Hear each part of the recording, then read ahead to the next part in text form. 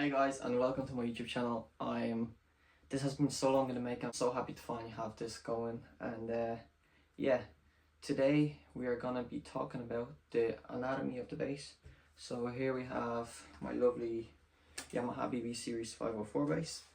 And in today's video, I'll be going over just the features of the bass. What's on it, how does it work, and how do we use it. So if this is something you're interested in, then keep watching, because on this channel we're going to be running through everything from the basics, very basics, all the way up. So if you're someone that is only beginning your journey with bass, if you're someone that wants to learn bass, that is interested, or wants to go to the shop, buy a bass but doesn't know what to look at, this video is for you, as I'm going to be going through everything, its functions, and just how it works. So we're going to begin at the top of the bass over here. So over here we have the headstock. You can think of this as a human. What's at the top? We have our head. So headstock over here. So the headstock is used to house all the tuning pegs. So all of these four over here are tuning pegs, okay? So the way these works is by either tightening or loosening the tuning peg, we can adjust the tension of the string. So if we tighten the string will get tighter, meaning the pitch will go up, it will get sharper. If we loosen the string will obviously loosen and the tension will lower, meaning the string will go flat. So we use these tuning pegs in order to tune our bass. So all you do is, if you play a note, for example if we're playing A and you see on the tuner that it's over, then you have to loosen it in order to get it back down to the A. But if it's under A, then you need to tighten it to get it up to A by increasing the tension of the string. So these are very important, and making sure that a bass has good tuning pegs is important as well, because the last thing you want is to play a gig and then your bass goes out of tune, because sometimes these don't really hold properly. So that's something we're looking at. Moving down, we have the nut. The nut is essentially used to just house the strings and guide them to the tuning pegs. So it also establishes the length of the string, which is from here all the way down to the bridge, which we will cover now in a second. And by housing the strings over at this specific length, we get the open string tuning, which is E, A, D, and G. Over here we have our lovely strings, okay?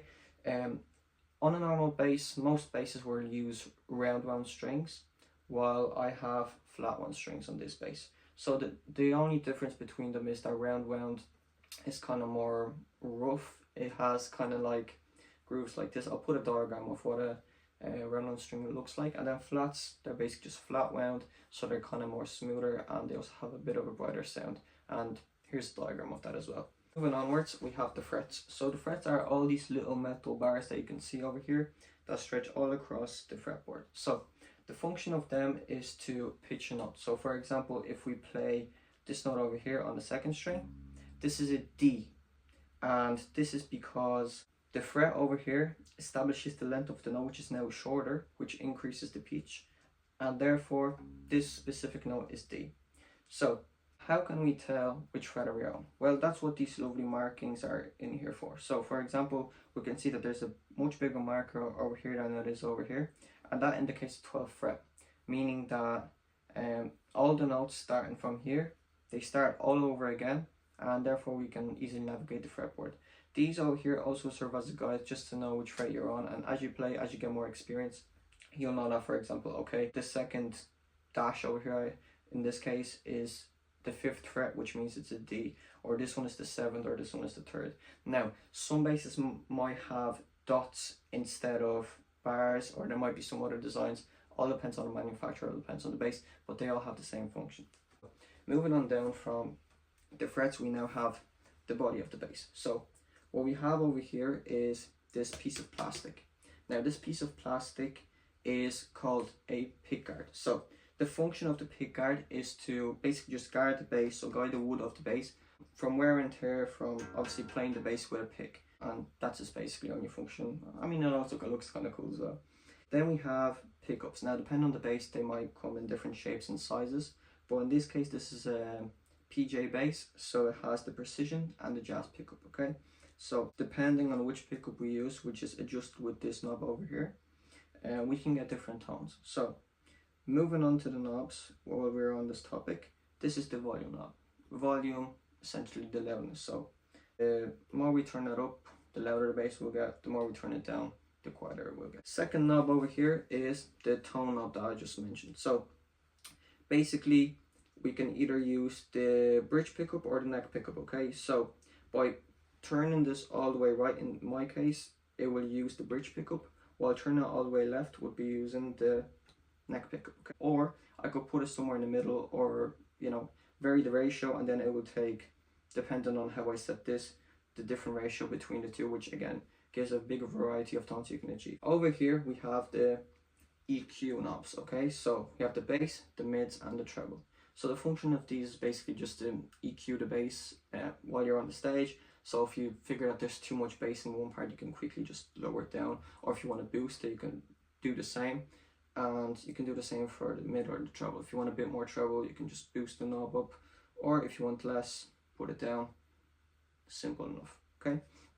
Over here we have a little bit of switch. So this switch is an active switch. So basically, if I turn this on, the bass goes from passive to active. Now, you might ask, okay, how can I tell if a bass is active or passive?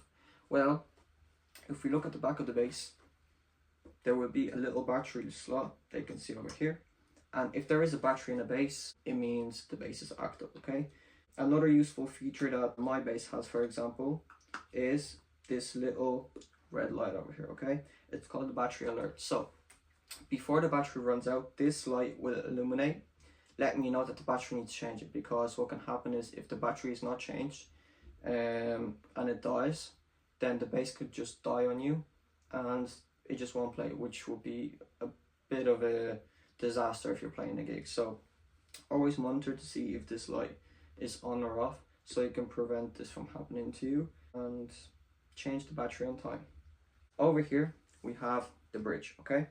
The function of the bridge is to house the strings down the bottom in the body, and depending on what bridge you have, the strings might go through the body, as you can see over here, and come out on this side, or they might go just straight through over here. The difference between the two, it doesn't really make that big of a difference in tone, but apparently there's less tension on the neck and on the bass if the strings are housed through the body. So there you go. I guess one of the final components we have is the jack input, okay? So the jack input is simply the place you plug in your jack, your lead, to put it into an amp or into a DI, and that's what transfers all the signal from the bass into the amp, and what actually makes the bass make a sound. So the last one we have is the strap. So the strap is simply housed in two different locations, up top over here and down the bottom over here. This is a Fender design bass body, but no matter what design, it'll always be housed in these areas on you. So just to recap, we have the tuning pegs, we have the nut, we have the lovely headstock over here, then we have our strings, which are flat wound in this example, we have the frets, which determine the pitch of the notes, then we have the fretboard markings, which help guide you to know where you are on the fretboard and help you playing, obviously. We have our pickups, which actually gather the vibration up from the string and make a sound. We then have the volume knob over here, which controls how loud the bass plays.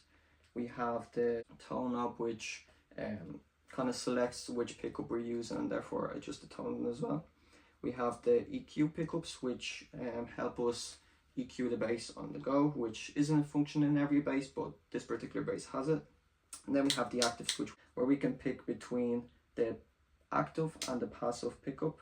And then we have the bridge, which houses the strings, and the strap, which obviously we can hold the bass on us. And then we have the jack input, which transfers the signal onto the amp. So now quiz time for you guys. I've attached a little worksheet down in the description, which you can print out, and you can just look at it and write your answers down. And it's basically just a diagram of a bass. It has blank spots where there's different components being identified.